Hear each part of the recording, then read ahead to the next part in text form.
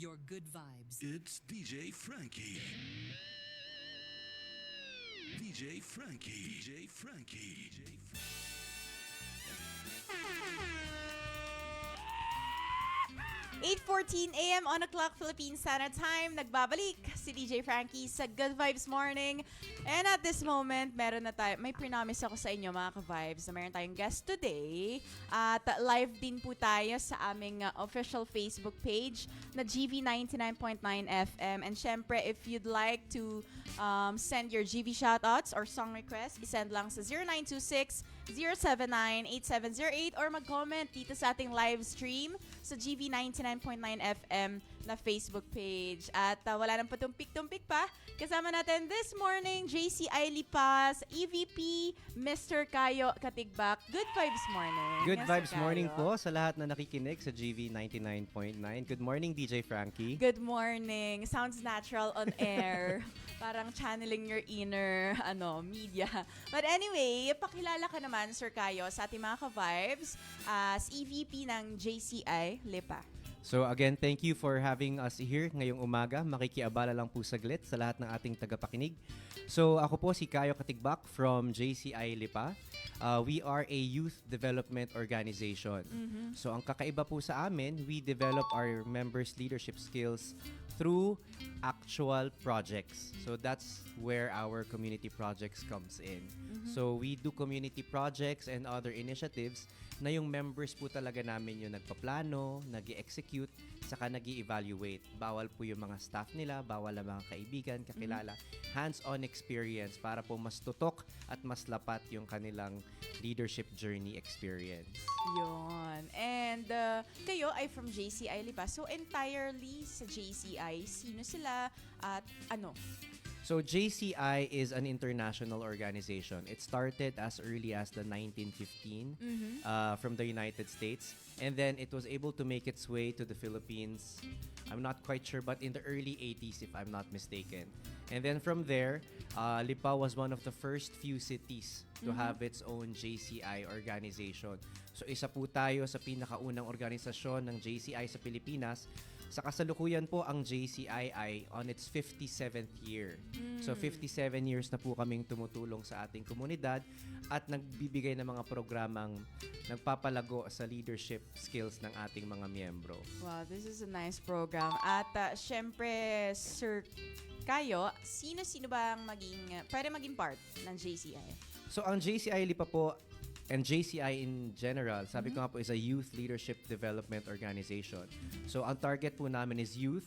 So our members are only allowed to join if they are 18 to 40 years old. So basta po kayo ay 18 to 40 years old, you're free to join any JCI local organization in your area. So you've mentioned about leadership, community impact as well. Paano ito ginagawa in real life? Like, do you produce yung mga events or projects for people sa masa? Yes, so sa mga ginagawa po naming community projects, there's a lot of things that goes into it, ano? But isa sa mga una namin ginagawa, nakikipag-coordinate and collaborate po kami sa mga local institutions natin. Primarily po our LGUs, minsan po pumupunta po tayo sa mga barangay, nakikipag-coordinate din po tayo sa mga NGOs, kung ano sa tingin nila yung mga kakailanganin ng mga komunidad natin and how we as an organization can be part of making that happen. So we have different initiatives. We cater to different sectors of society. May mga projects kami before for out-of-school youths, for women, for iba-iba. Depende sa tema na gusto naming patungkulan sa mga panahong yon. Ayan. Actually, mga ka-vibes, ang JCI Lipa po ay naging guest din natin last year. Yes. This time last year. Of course, yes. And dahil yun sa JCI Week nila, pero maya-maya mga ka-vibes ay pag-uusapan natin yung JCI Week. Sa mga kakatunin pa lamang sa radyo, kasama natin ngayon si EVP Kayo Katigbak from JCI Lipa. So, Sir Kayo, what makes JCI Lipa different from other organizations? Because I believe marami ding organizations here in our town. So, what makes it different? So personally, on a personal level, no, I think what makes our organization different is that we don't just do projects as a requirement for the organization. We do projects and we utilize them as opportunities for growth and learning. So I think that's what sets us apart from other organizations. No hate to others, no, but I think yung iba kasi they raise funds and then they throw a big project with a lot of organizing committee and all that. But for us, we really go into the project from the planning to the evaluation para po mas lapat nga yung ating learning journey. Wow, so this should be benefiting many people. And I'm excited to talk about your calendar of events. So JCI Week 2026 Yes. calendar this week. Yes, it started yesterday actually. Nice. So let's talk about it. This year's theme is Uplift in Action. Mga ka-vibes, Uplift in Action. Parang, uy, bago to sa tenga ko ha, ganun. So anong ibig sabihin nito for JCI Lipa? So our battle cry for the year is Uplift. So for this week, starting yesterday all the way to Saturday, we will have a lineup of community projects and initiatives. Kaya yung tema namin for this week is Uplift in Action, 1 week global goals. So essentially, for the entire week, we have different projects that cater to different sectors in the community. Meron po tayong mga programa para sa mga kabataan. Meron po tayong programa para sa mga kababaihan. Meron din po tayong programa ongoing right now with our persons deprived of liberty from BJMP Male Dormitory. And meron din po tayong sa mga orphanage. And then, of course, we also have trainings and development opportunities for our in-house members. So, ang goal po natin for JCI Week is to contribute as much to the realization of the UN Sustainable Development Goals. Medyo nosebleed po, no? But may ongoing targets po kasi ang United Nations na ang deadline po ng buong mundo is on 2030. So, papalapit na po ng papalapit. So, we decided in JCI Lipa na sana lahat ng gagawin nating inisyatibo ay makakatulong sa pag-abot ng goals ng UN. So, that's why we planned out the projects for this week to contribute to the goals of the UN SDGs. Yes. I love how you mentioned the UN Sustainable Development Goals. Yes. So yun yun, di ba? Yung Yes goals po. na yun. So paano ito napapakita sa inyong activities, especially this week? How can you showcase the UN Sustainable Development Goals sa inyong JCI Lipa Week? So, sobrang dami po nung UN SDGs, no? Hindi na natin isa-isahin. Baka po iwan nyo na kami ngayong umaga dahil nakakaabala kami sa kape. But essentially po, may mga targets lang siya para nga po sa iba't ibang sektor ng komunidad, from environment to livelihood to peace to energy conservation and whatnot. So essentially, any and all initiatives that promote community development naman po contributes to the UN SDGs. Naiiba na lang po kung saang goal sila na napupunta. For example, as I mentioned, ongoing right now as of 8 a.m., yung project natin sa BJMP Male Dormitory, nagko-conduct po kami doon ng livelihood seminar. We have a 3-pronged project there. We have an ongoing Test the Accredited Barista Training, Test the Accredited Barbershop Training. Ang objective po nito, ang participants po na binigay sa amin ni Warden is yung mga inmates na papalabas na. So we want to equip them with livelihood skills para naman po paglabas nila, hindi sila left with nothing. Yeah. So this contributes to UN's goal for equal opportunities and of course livelihood programs. Yes. Sometimes mga ka-vibes natin yung the current parang stock knowledge for that UNI environmento or for the poor, and this time you're touching on the PDLs, and that's nice. That's nice to know. Thank you for sharing, Sir Kayo. And you've mentioned the programs for children, women, communities, animal welfare. Yes, I've meron seen in din. your calendar, and environment. Can you give examples of these initiatives sa inyong calendar this week? Let's try to run down briefly how the week goes. No? Yon. So today, we have that livelihood program for our PDLs. Tomorrow naman po, we have financial literacy training for sari-sari store owners and some 4Ps that have their own small businesses. So ito po ay basic financial literacy para po sa mga nag-uumpisa ng kanilang negosyo. Para umpisa pa lang, alam na nila kung paano tamang hawakan ang kanilang pondo at pera. Hapon naman po bukas, magkakameron po tayo ng livelihood program para naman po sa mga kababaihan ng Barangay Halang. So magtuturo po tayo sa kanila kung paano gumawa ng dishwashing liquid saka hand soaps as part of their yung pwede nilang ibenta kasi pinopromote po ng city ang Halang as one of its tourist spots. So after that, on Wednesday po, mag-uumpisa din yung 2-day event ng ating animal welfare. So on Wednesday, meron po tayong free spay and neuter.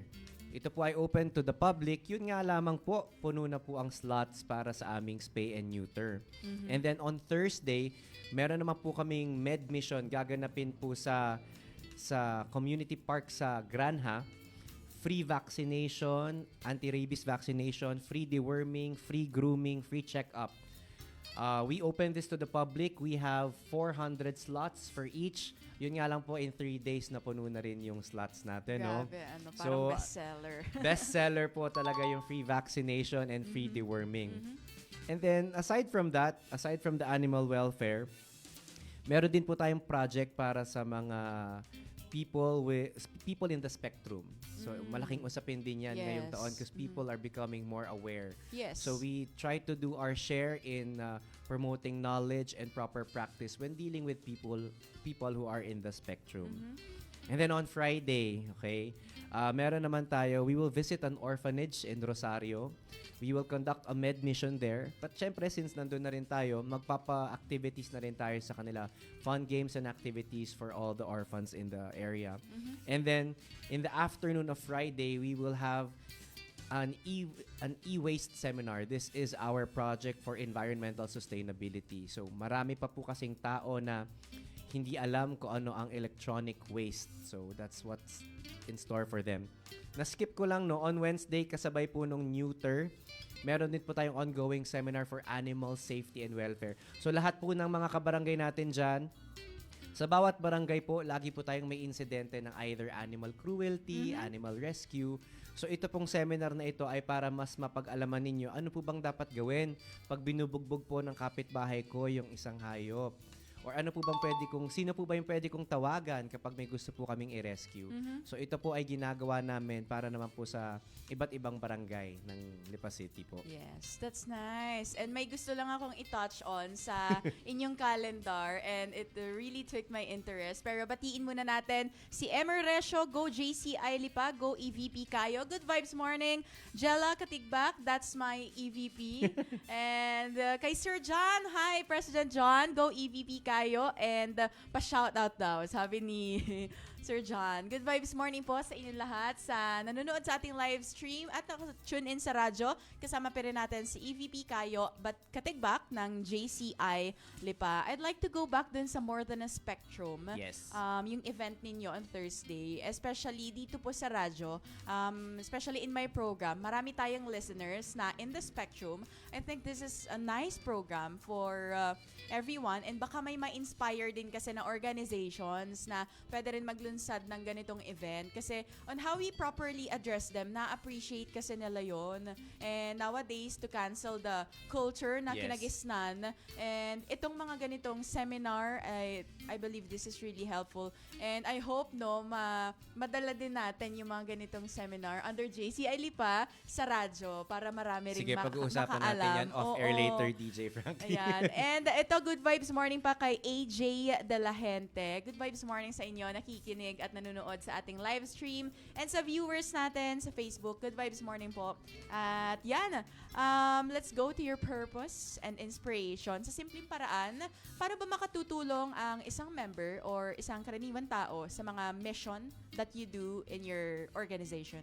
So sabi ko nga po kanina, para po maging miyembro ng JCI Lipa, requirement lang po is age limit, 18 to 40. Wala po tayong tinitingnang background, hindi po natin tinitingnan ang inyong bank account, network of friends. Ang kailangan lang po natin is your willingness to join and be part of the organization. So we are a volunteer organization.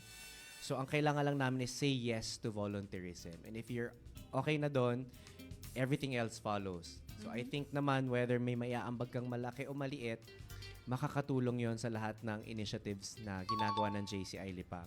Para naman po dun sa iba na ayaw maging miyembro pero gusto pa rin makatulong, any way counts. Like, for example po, ngayong umaga, tinutulungan po tayo ng GV 99.9 by promoting our advocacies. Akala nyo po, nagchichikahan lang kami dito. But this is actually a very great avenue to reach, especially yung mga listeners natin dyan, para lang po mas makilala nila. May JCI Lipa pala at marami pala silang ginagawa. Doon pa lang po, makilala nyo lang po na may naiaambag kami sa lipunan. Happy na po kami doon. So also, if you want to be part in specific projects only, we also have our Facebook page. So just look for JCI Lipa on Facebook. Give us a like, give us a follow. And you can also hit us a message if you want to ask any questions, if there's any inquiries, and if you're interested to learn more about our org or the things we do for our city. Actually, that will be my next question. Saan nila kayo pwede i-follow? So for updates, again mga ka-vibes, kasama natin EVP Kayo Katigbak from JCI Lipa. Their Facebook page, JCI Lipa. Yes. So yun mga ka-vibes, if you'd like to know more or join the organization, pwede daw kayong mag-message doon. Sa ating good vibes question, Sir Kayo, kung ang Uplift in Action, ang tema ninyo ay isang kanta, anong vibes nito at anong kanta ito? So para naman maka-good vibe. So nabati natin kanina yung president namin for 2026, President John De Castro. So ang favorite song niya talaga for this year, I mean for his life siguro. And I think pwede siyang maging representative ko ano bang Uplift if it was a song, is yung theme song ni John Cena na This Is My Time. Tama ba? Tama ba yung title ko, Parang Press yun ba John? yung You Can't sorry. See? The Time Is Now pala. The Time Is Now. by John Cena. Yung mga You Can't See Me, You Can't See Me. Oo. But I think the title itself speaks loudly about what JCI is about. I mean, wala po kaming pinipilit. But if you so decide to create change in your community, the time is now and we can be the avenue for that. Wow, and I grew up hearing that song a lot. Mga fans dyan ng WWE. Hello, good vibes morning sa inyo. And ito kay Matthew Resho, good vibes morning sa iyo. Salamat sa panonood. Nag-comment siya sa ating Facebook page. And mga ka-vibes, ayun na. Sir Kayo, thank you so much. Thank you din, DJ Frankie. For being here with us sa GV 99.9. And we will continuously support the programs at mga ginagawa ninyo for our community. Maraming salamat po. Thank you very much. Magandang umaga po sa listeners natin. Ayan. At dahil na-mention ni Sir Kayo ang kanilang suporta sa UN Global Sustainable Goals, here is your next song, Heal the World by Michael Jackson. Once again, my name is DJ Frankie sa ating Umagandang Kwentuhan with JCI Lipa sa GV 99.9. Your good vibes. Thanks, DJ.